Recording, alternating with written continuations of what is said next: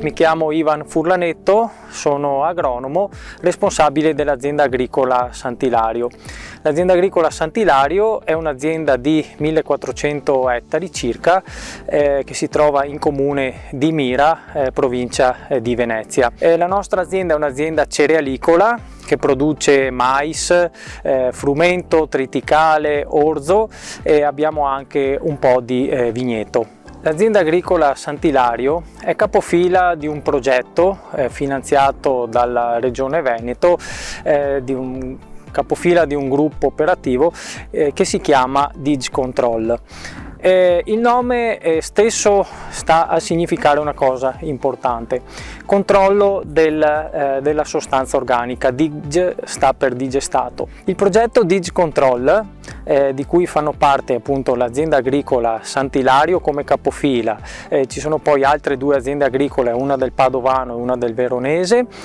Abbiamo come comitato scientifico l'Università di Padova, Dipartimento Dafna e di Agronomia, e abbiamo ARPAV e abbiamo poi anche un partner tecnico che è IT Photonics per quanto riguarda poi l'implementazione delle sensoristica nelle macchine per la distribuzione del digestato.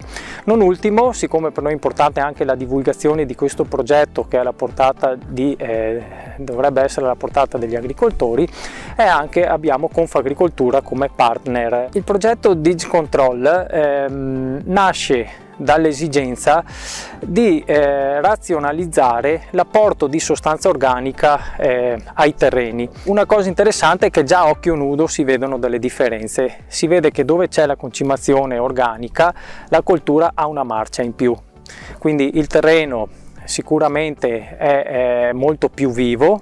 L'importanza del PSR sta nel fatto dell'aggregazione di diverse entità, perché a volte l'agricoltore va guidato e da solo non può fare impresa, non può fare economia.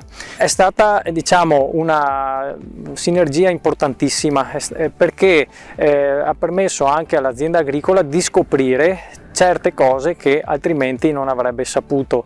Una cosa importantissima è investire, collegare l'agricoltura con l'economia circolare e fare in modo che tutto quello che viene prodotto dall'agricoltura, che possono essere anche i semplici scarti, anche lo scarto diventi un'opportunità e si inserisca dentro il tema dell'economia circolare. Quindi mi riferisco ad esempio al riutilizzo dei liquami, dei letami, delle polline che vengano utilizzati per la produzione ad esempio di biometano. Questo è importantissimo per non perdere il metano ad esempio nell'aria e andare a creare fenomeni negativi.